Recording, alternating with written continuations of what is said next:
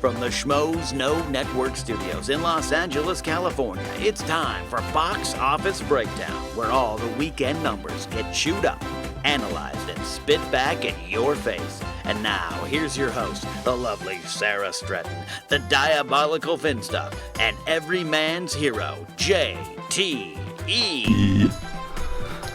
Hello, Schmoville. Welcome to Box Office Breakdown, your one-stop shop for all things that happened to the movie theaters this past week. And over there is the enigma known as Bob Finstock, the engineer known as Jete, and process of elimination, that would make me the lovely Sara Stratton. It is good to be here with you guys. I'm actually Mark Ellis. Sara is on assignment, I believe, in Italy right now. Yes, Italy. I thought you were Sara. You cut your hair. You're looking good. I feel good. Little stubble. Yeah, I picked up Jete this morning because he doesn't have a car, Yeah. and he didn't want to get in the car because he saw somebody wearing a pink shirt and assumed it was a woman. It's true. His head was cut off. I just saw the pink shirt. I said, "Oh, probably Saw the girl." pink shirt, Yeah. some I'm plump breasts, and he's like, misogynistic. I'm sorry. not getting in that car. Before we get into the numbers, we're going to take you guys through a tour of what happened to the movie theaters this weekend domestically, the top 5. Then we'll go to the international waters and see what happened overseas. We have a top 5 David Fincher openings for you kids, and then we'll make our box office predictions for next week. I will be playing for Sara, who again is still recovering from attending the George Clooney wedding. So before we get into it, I'm a big fan of the show, guys. I love watching the show. Thank you. And if you guys love watching the show, make sure you resubscribe to the iTunes feed. You got to resubscribe to the iTunes feed, and then please rate and comment the show while you're in there. Jete, I'm watching last week, right? And I see Sara here, and I see Finstock, and they're vibing fine, but it missed that third wheel energy that you bring to so many parties. Yes. You weren't here last week, and I didn't know where you were. You called in, and you were apparently from a foreign location. Yes, well, thank you for that intro. I am a firecracker of energy. Yeah. I get that pretty often. Yeah, I had a really rough week the week before with the trial, which, I don't want to bring that back up. It's water under the bridge. Yeah. Yes. And Finstock is a good friend of mine, sent me on a trip to Vietnam. Yeah. That's what buddies do. Yeah, it was a little weird, but I thought it was, I could visit some sets of Rambo 2, which apparently they didn't shoot Yeah, but that the there. end of the phone call, it seemed like you were being taken away from something, and that maybe the fact that you were so pro-America, that you were very Bruce Springsteen 1984, going into Vietnam might have hurt you. I just was fearing for your safety. Well, apparently, they watch show down there. Finstock, while he is pretty well known in Vietnam, not always for the right reasons, he has some debts. Yes. Well, the thing was, JT, he got into a little trouble down there. They don't really like the American flag sort of in and around the area. I get that. So I made a call to my buddy, Cuba Wynn, who is, little people, I don't know if anybody knows, he was the bar owner in Good Morning Vietnam. The guy, Jimmy Wayne, Wan. he wore all the green stuff. Yeah, Looked the like a little flamboyant, leprechaun. exactly, Yeah. flamboyant gear. So That's kind. He owed me a favor because his daughter was here, and she had like a big sugar problem. I got her off sugar, so he owed me one. So I called him, and I'm like, look, my buddy, I don't know what he did. Can you help him out? I did nothing. He's like, sure. So, gave him $100. I gave him 3 signed copies of Get Me to the Castle of your thing. And, Oh, good. That's worth a lot in Vietnam. Yeah, and they really like that American comedy. You're big over there. That's my market. Yeah. And, he got JTE released, and, he's back, safe and sound, thank God. And he looks we're here to do the healthy show. as a horse. He's huge down there, too, by the way, that guy. Oh, He's are like you really kidding? well known for that one movie. That's right, And yeah. not gay. Yeah, and not gay at all, He's just huh? a good actor. Just Well, flamboyant. look, we're off to a rolling start. We found out that the guy from Good Morning Vietnam's not gay. We got to plug my CD, Get to the Castle. Yes. How about we get to the top 5 domestically at the box office, kids? Number 5 was The Maze Runner at $11.6 million. Just beating that at number 4 was The Box Trolls, $12.4 million. The Equalizer had no trouble hitting it at number 3, $19 million even. And then, boys, the top 2, we had a dogfight, or a cat fight, as the case may be. Because you had a female doll that wouldn't go away versus a woman that went away. She was taken away. Will she come back alive? Annabelle just missed, upsetting Gone Girl. Yes. Annabelle came in at number 2, $37.2 million. Gone Girl number 1, the David Fincher film, $37.5 million. So Annabelle gave it a run for its money. And look, it's the right time for a movie like Annabelle to come out. It's the first major horror release in the October Halloween season. But I think there's just too much Oscar buzz going for Gone Girl. David Fincher's a popular director. Ben Affleck's the lead. Rosamund Pike had a lot of Oscar buzz going into that performance. Absolutely. Your boy's take on the numbers. Well, Annabelle, with a B cinema score for a horror film, right? Yeah, it's good. Is amazing. Like usually they get Fs. I'm shocked because I like the movie, but I like horror movies and I like getting scared and I take them for what they are. A lot of people hated Annabelle, and it was coming off The Conjuring. It's kind of another version of The Conjuring, or at least that's how they were portraying it. And I think that probably got a lot of butts in seats. I think it's probably going to get a huge dip from this week to next week. Oh, but, yeah. you know, that's what horror films do. They open big, and then if they can maintain, that's another story. Exactly. I think, well, it's based off a semi-true story. Yeah. Yeah. It is. I mean, it isn't every horror film. I mean, anybody can do something. Every horror movie is now based on a true Seriously. story somehow. Like the what was the name? The person's of name in the movie is the same as the other person, and then they base it as a true story. Every one of them. Yeah, this one was about the Warren family, but you know, whatever. It was number 2 at the box office. Jate, you saw The Equalizer, right? We saw it together. Yeah, we saw it reviewed together. it. Yeah. Are you happy with how it's performing in its second week? I put it number 1. I predicted number 1. I don't know what I was thinking. The Vietnam heat must have got to me. I don't know why I underestimated Gone Girl. But honestly, out of this list, I'm more surprised about Annabelle. I thought Equalizer would at least hit number 2. Maybe I underestimated October and people wanting that horror Halloween vibe. I thought the movie looked horrible from the trailer, so I guess I was kind of going on my own judgment. And you look at Maze Runner holding on pretty well. It's still number 5. It's Yeah. made $73.5 million at this point. Box Trolls is something that I feel very bad for.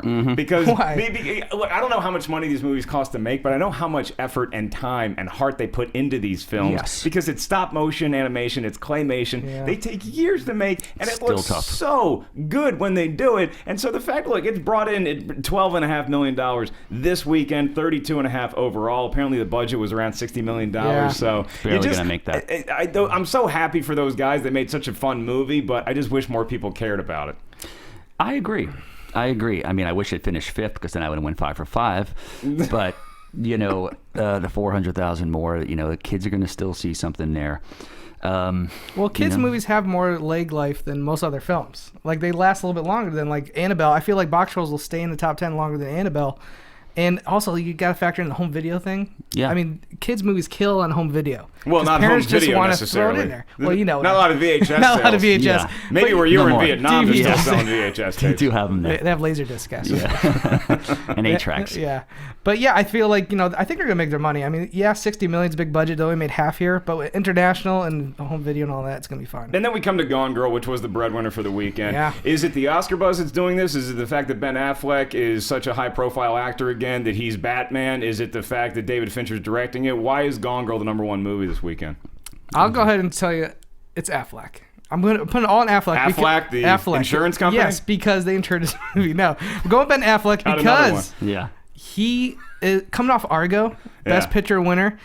Fincher's films have never opened like this. This is his highest grossing film, I think, opening-wise, since almost 10 years. Well, we're going to find out Yeah, we later are on gonna- in a the little show later. when we do the top 5 David Fincher films at the box office. And you put the Correct. fact, you know, Argo was Best Picture winner, and he's just had a string of hits, and Batman. I mean, I'm giving all to him. I'm giving all the credit to Affleck. Finstock, do you agree with your engineer over here? Yeah, it was the right timing for the flick. I mean, you know, these people want these kind of like pseudo-erotic / like husband and wife thrillers, you know, and I think it lived up to that for the most part. Well, I know you have some problems with the movie, and I Yeah. want to get into that a little bit later on in the show. Right. Affleck is not the only reason I think this movie opened big, though. I think that this was maybe the first film that had the big Oscar buzz going into it, and I think that people are starving for that kind of material. When you see that it was going up against Annabelle and The Maze Runner, and even something like The Equalizer, which was by all accounts a very good movie, Correct. it ain't getting Oscar buzz. So I think people are excited to see an award caliber movie. Can I just say something? Like, I think we live No, in... you can't. No, we live You've in L.A. talked enough this show. We live in LA where, you know, Oscar buzz is a big deal out here. Yeah. But out everywhere else across normal America, I don't feel like everyone goes, oh, is the Oscar season starting? Oh, it's Oscar buzz time. It's just the old people and people in LA. It's Yeah, not but- there. Yeah, it's not there I yet. think it's don't just think. Affleck. I think that's what brought the people in. Don't you think that the internet And a good trailer. and social media and all these things bring those what used to be called the flyover states closer to what LA is now, and that a good they point. enjoy? My mom lives Yes. in Williamsburg, Virginia. We have 2 movie theaters there now, and she's excited to see Gone Girl so she can vote in her Oscar pool and win it again this year. She's won her Oscar pool 3 years in a row. My mom's an amazing Your lady. mom is much hipper than my mom. That's what I'm finding out. The reason She why- doesn't use words like hip anymore. Yeah, really. Exactly. I think the reason why Gone Girl made money is because guys like me went and seen it. I mean, I don't really see movies on their opening weekend, very rarely. I was down in Palm Springs, and with a lady friend of mine, and we went and seen Gone Girl because it was the thing to do, and we both wanted to see it. Odd movie to bring a date to. Yeah, seriously. I mean, it's movie yeah, to bring a you date set the to. tone really quickly with a relationship. When you go see a movie like Gone Girl. Yeah, well, it did fairly well internationally as well. It opened to 24.6 million in 39 international markets. Dracula Untold, which is not in theaters yet here, it opens this weekend. It already opened internationally, and it's made $21 million from foreign market. You know where it's killing? Where? Mexico. Of course it is. Yeah, I get the Mexican people love them some vampires. Hey, From Dusk Till Dawn. I was about to say, Yeah. do you think it's a sequel to Took From place Dusk Till Dawn? south of the border. It made $5 million their opening weekend. Annabelle opened pretty strong internationally as well. The number one American movie in China right now. It stars Liam Neeson. It stars Liam Neeson. Oh, Walk Among Tombstones. No, Nonstop Really? is the number one movie in China. What? It's Wow. American. It's yeah. just opening right now? Yeah, there's a Chinese film that's doing better, but Nonstop and What are the- what- Rise of the Planet of the Apes are doing pretty well over What's there. what's the title to it in China? I'm not sure what the title is. That's you're the guy that we go Yeah, to for I that. know. Which, by the way, these numbers, by the way, are courtesy of Box Office Mojo. BoxOfficeMojo.com is one of the best websites you can possibly go to. Going to my point to counter Chate earlier is that people have access to BoxOfficeMojo.com Yes. everywhere around the world, and they can look at these numbers and have fun analyzing it. Then obviously listen to Box Office Breakdown to get the recap. Now, Finstock, one of my favorite games that you guys play on this show Yes. is you do the international movie. What is it? The titles. Bizarre foreign movie titles. Yes, for American movies. So we're gonna play today. Yes, because and I'm your special guest host. Right. And there's there's going to be 4 choices. Okay. And one is going to be made up. You have to call. Only made up. one's made up. Only one is made up. Ooh, this is gonna be tough. I'm Okay. ready. I missed this last week. I'm All ready. right. Yes, this is the new way we got it. We took some YouTube comments and they wanted 4 instead of 3, and we've listened to it. We like to so please the whoever fans. put that on the comment, I don't remember your name, but good advice, and we like that stuff. And thank you very much commenting. for commenting Yes. on Box Office Breakdown. You can catch it on YouTube on the SK Podcast. I am just full of plugs today. Yes. Subscribe to that channel. Subscribe Perfect. to Schmoes. No. Subscribe to everything on YouTube. So let's do it. Hit me. I'll say Batman and Robin. In China, it's called "Come to My Cave and Wear This Rubber Codpiece, Cute Boy." Okay. Okay. So starting off with a bang. Wow. Interview with a Vampire. So, you're a lawyer. That's real. I think that's real. Dumb and Dumber. 2 losers do loser things and kill a fat guy. And then one more. Never Been Kissed. It's called Because You're Ugly. Because you're. Oh, it's almost like they answered the title. I think that you're a very creative person. It's gotta be the first so one. I give you a lot of leeway with Yeah. coming up with these titles, because if it's a fake title, you and your brain have to come up with something that sounds like it's real. Absolutely. So I give you a lot of credit on 2 out of those 3. However, I thought you got a little cocky with the first one. Anything that has a sexual undertone to it is probably the one Finstock made up. Yeah, I'm going to say A is the one that you made up. Which would be Batman and Robin come into my cave and wear this rubber codpiece, cute boy. Yeah. I wish I could have made that up. No, are you kidding? I wish I could have made that up. I seen up. that and I was like, this is it. I want to let our listeners and viewers know Hold there's like a on. 30% chance he's making all of these Yeah. up. Just so you guys know, You our told me that relationship was with the Finstock, he's not always exactly truthful. If he was Pinocchio, his nose wouldn't fit in the studio. It's semi-real talk. That's my hashtag, semi-real talk. So Batman and All Robin right. was the real one. Interview with the Vampire was a real title. Yes. Okay. And then it's between Dumb and Dumber, Never Been Kissed. I'm gonna say Never Been Kissed. I'll say Dumb and Dumber. Dumb and Dumber is what I made up. 2 losers do loser things and kill a fat guy. That sounds What? so right in their wheelhouse. It's totally made up.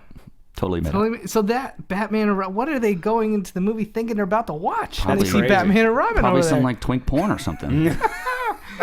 Oh my god.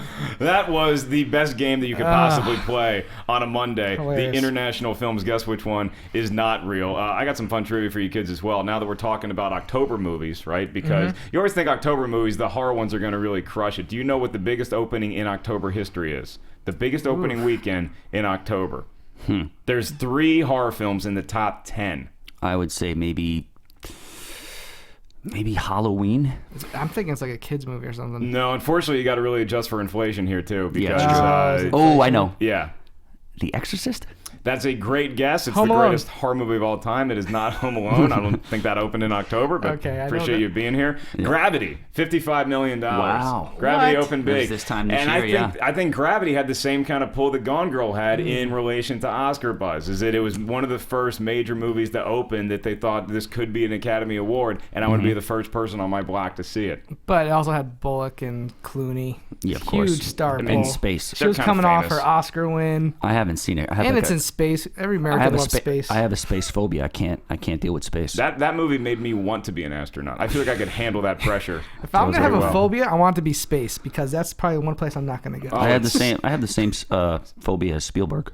He has a space kind of phobia as well. Well, he's making the wrong kind of movies to have a phobia like that. Well, it's like isn't it? vast terrain phobia. Oh, That's not true. All the aliens in his movies come to Earth. That's He right. very yes. rarely goes out there. Steven Spielberg does not play away games. He does Remember, not play in away. the Temple of Doom when they're crossing that like bridge?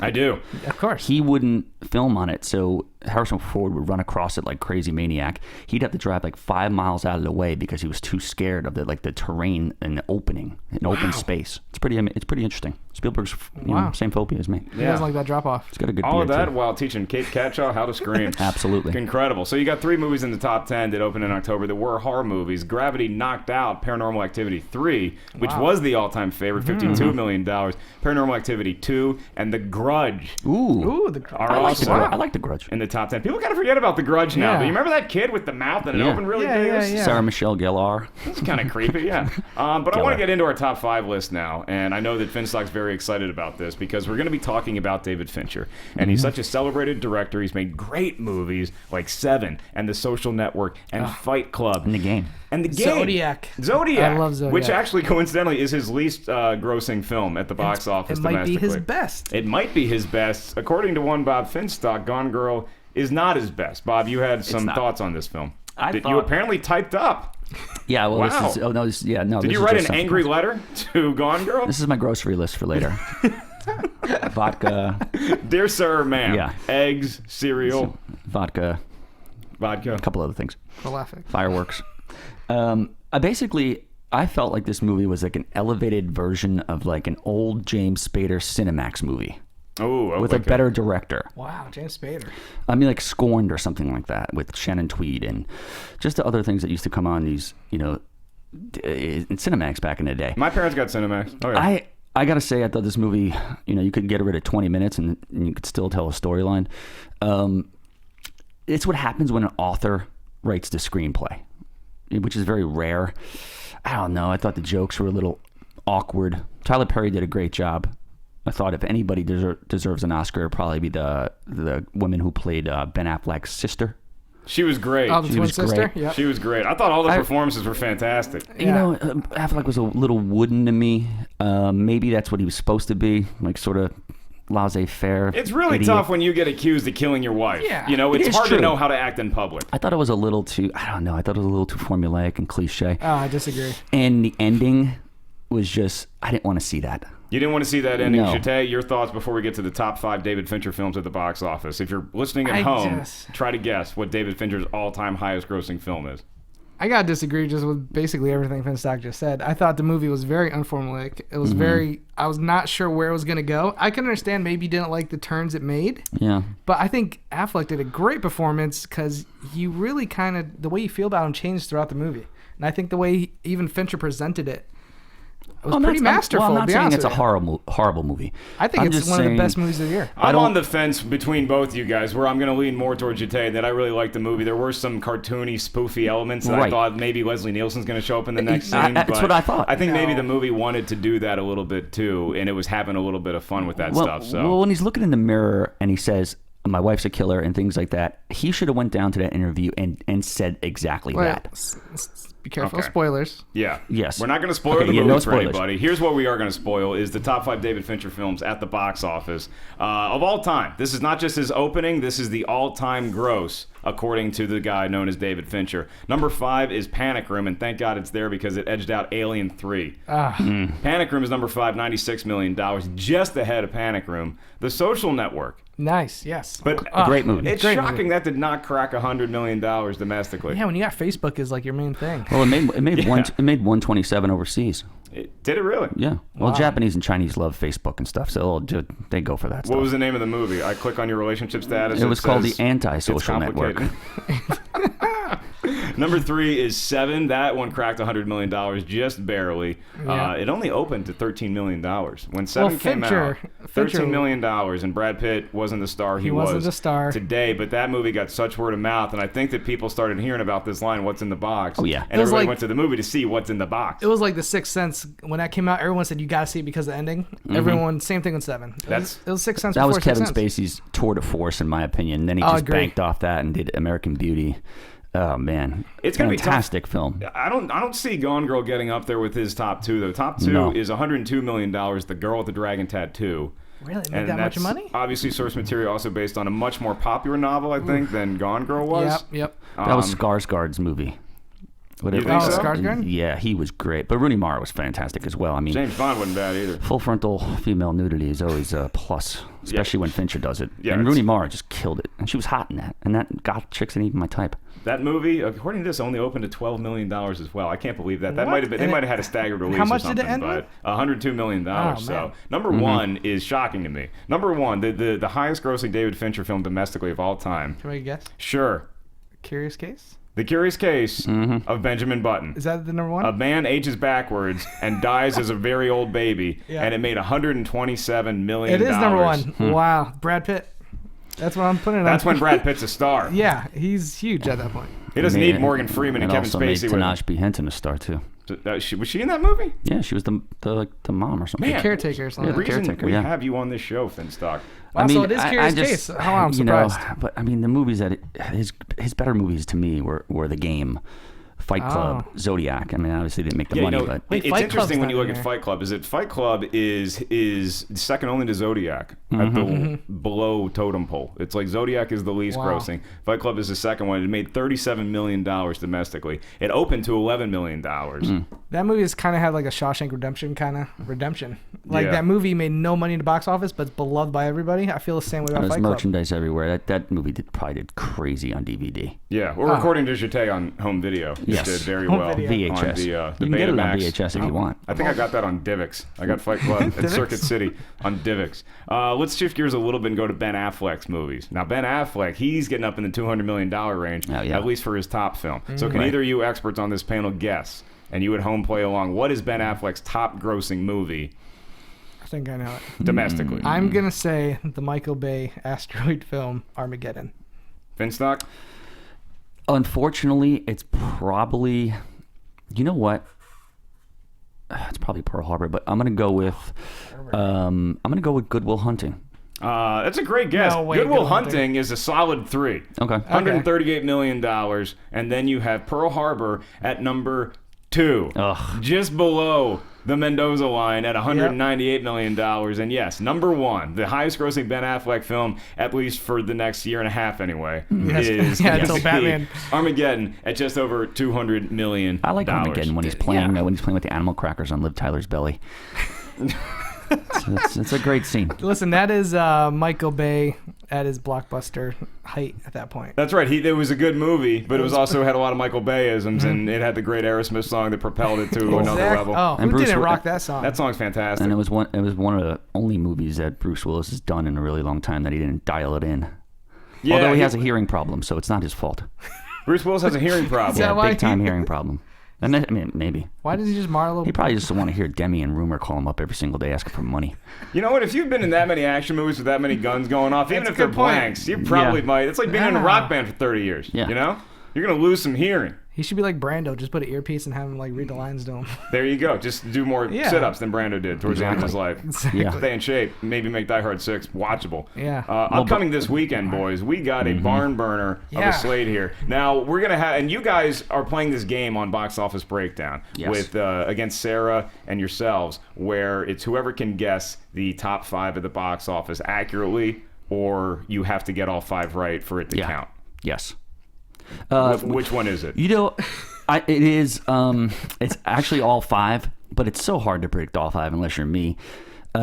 You're really good at it. Like, I did Box Office Sunday forever, and I got 5 out of 5 like 6 times in 4 years. Did I not get 5 out of 5? Yeah, you did. Yeah. You did. So you each have a 5 out of 5 Yeah. Yes. during Box Office Breakdown's tenure. Correct. How many does Sarah have? She has 0 and probably will stay at 0 for a while. No offense, Sarah, but However, I am playing for Sarah. Oh yeah, that's true. This weekend, so okay. I'm probably going to bring your Switch average hitter. down, and I apologize for that, Sarah. Here's the slate we got coming up this weekend. You have Dracula Untold, The Judge, and Alexander and the Terrible, Horrible, No Good, Very Bad Day.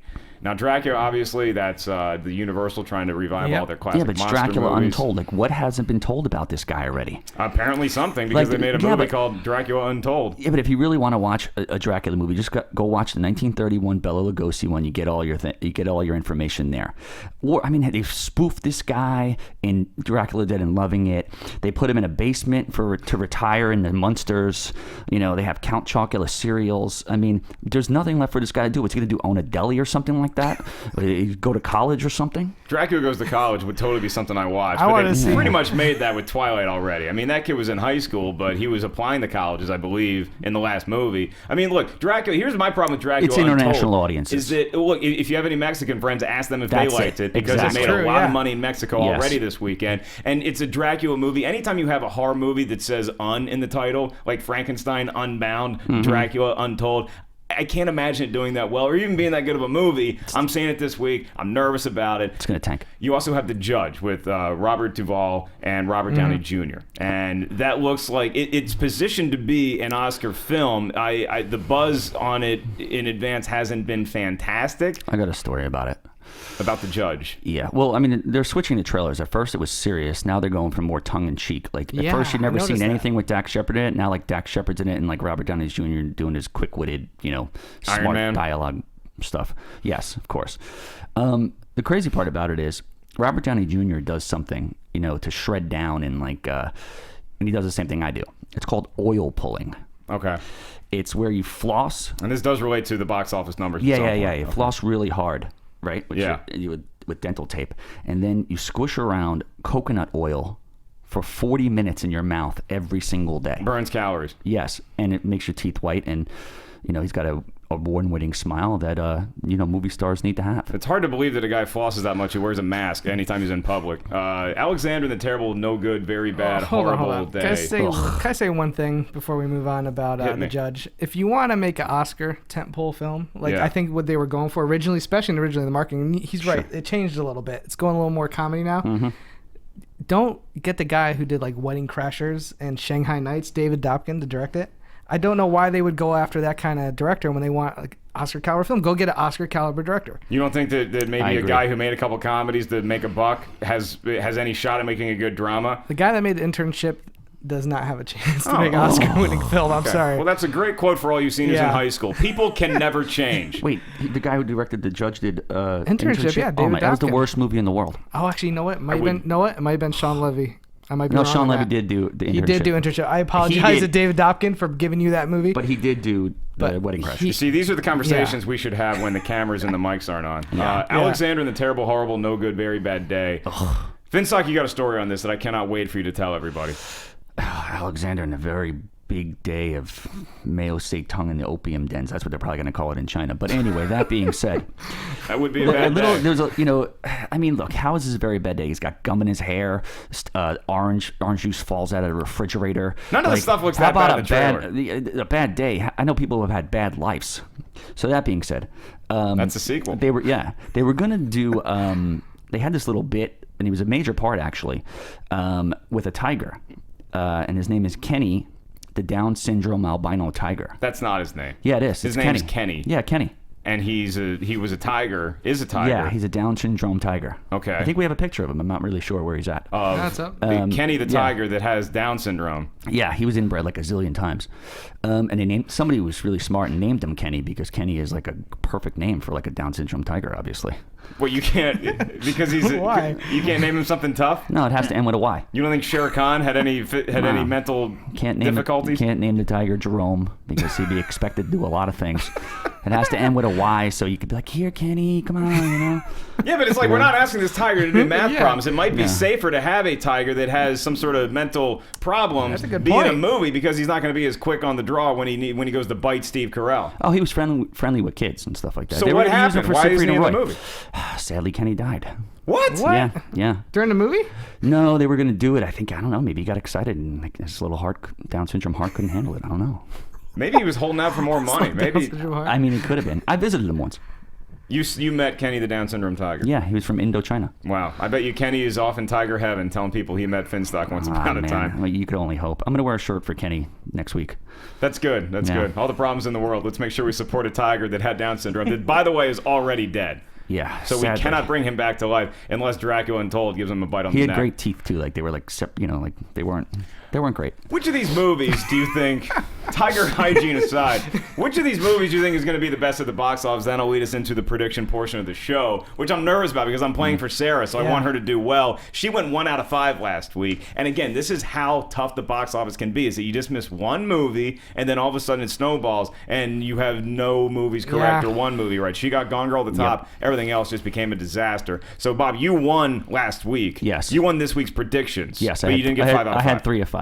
Solid number for you. Maybe that's what Yeah. you guys should do from now on. It's just between the three of you, Yeah. whoever gets the most right gets a point. Yeah, because I want to see Sara wearing the mask ASAP. So if I keep winning, which I probably will, she's going to wear the mask. Put a lot of pressure on me to do my top Yeah. 5. All right, then let's start with you, Mr. Finstock. What do you think is the top 5 of the box office this coming weekend? You know, this is a really, really tough week. Last week was not particularly hard. I only missed going 5 for 5 by $400,000. It's a tough pill to swallow. Yeah. We've all been there. You know, unfortunately, and even without the presence of Kenny the tiger, You're really taking this hard, man. I think Alexander and the stupid days off or putting it whatever number 1? is gonna possibly eke out Gone Girl by, I'm talking hundreds of thousands of dollars here, maybe even less. Disney is a juggernaut, and they know how to fudge numbers, and they'll go pay people in middle America to go see stuff. I think and maybe elevate people the might go numbers. see it just out of support for Kenny, and I think Kenny would have Well, wanted them hopefully to now see the movie. After the I show. can't stand Steve Carell. So I don't you like got- his hair. I don't like his So face. you like the tiger that was in the movie. You hate Steve Carell, who is in the film. You got Alexander at 1. You got Gone Girl at 2. What rounds out your top 5? Gone Girl number 2, obviously. My oil pulling buddy Robert Downey Jr. I think he pulls in with 3 at about 18 million. It's going to be really, really tight. I could go 0. I could go over 5, or I could go 5 for 5. I'm going to go with the scary doll that's in a box, Annabelle. Mm-hmm. And let's go with my buddy Denzel Washington again at number 5. He sticks there. Although I was thinking about Left Behind, because I heard a great story about him, and it's going to Nicolas Cage, where he Jate, what is your top 5? What do you got for the top 5 this week? We're going to leave that story behind. Number 1. That story went the way of Kenny. Sure did. poor Kenny. I made the mistake of not choosing Gone Girl number 1 last week. Big mistake. I am not going to make that mistake again. Oh, good. You're going to be a week late for life from now on. No, I think the word of mouth, everyone I've talked to has basically loved the movie except for this guy. Yeah. I'm going to keep it at number 1 because I have no faith in Dracula. And I will put Dracula number 2 just because I think the horror audience, and it does have that big budget kind of like summer feel to it. Why are you almost. pointing at me? I'm not championing No, this I'm movie. just saying. I don't need Dracula in the top 5. You don't even have it in the top 5. No, Wow. we didn't. Okay, so you got- I got Gone Girl, Dracula. Yeah. Then I'm gonna go Alexander. Okay. And that's gonna kick Box Trolls off the top 5 because Okay. all the kids are seeing that. Number 4, Annabelle.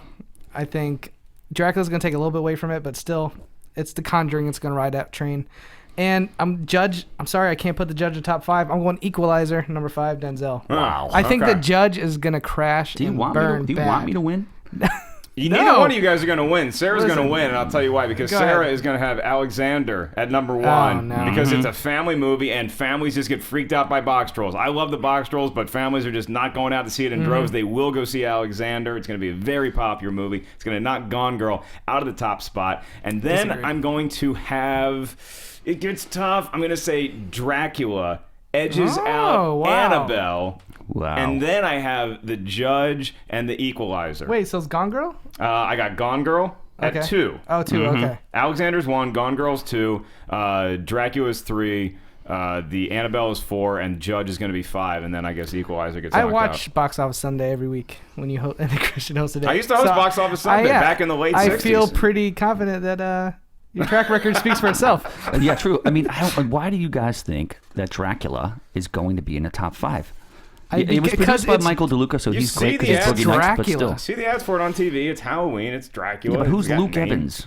He's playing Dracula. You know? They should bring back Al Lewis from the Munsters. I mean, it has a big budget look to it, and I think that's going to draw some of the big budget.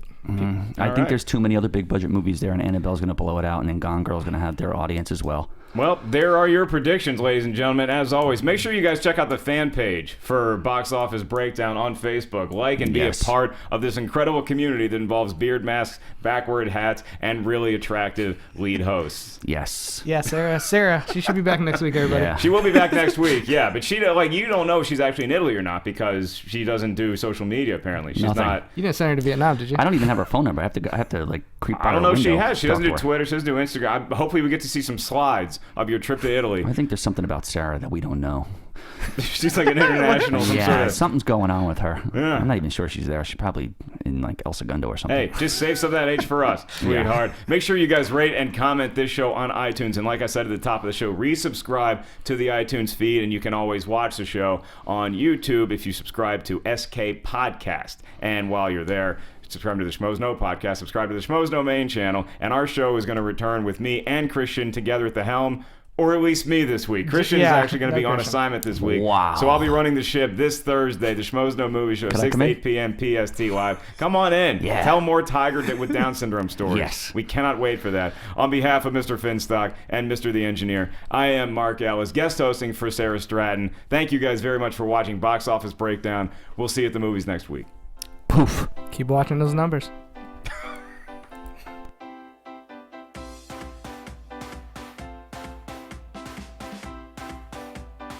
For producers Christian Harloff, Mark Ellis, and the entire Schmoes Know Network crew, we would like to thank you for listening to Box Office Breakdown. Special thanks to Kevin Undergaro and Maria Menounos, the author of Every Girl's Guide to Diet and Fitness in stores now. To watch or listen to other Schmoes Know Network episodes, get movie news, and join the conversation, be sure to visit schmoesknow.com. And don't forget to rate and review this show on iTunes. I'm the Pit Boss, and this has been a presentation of Schmoes Know.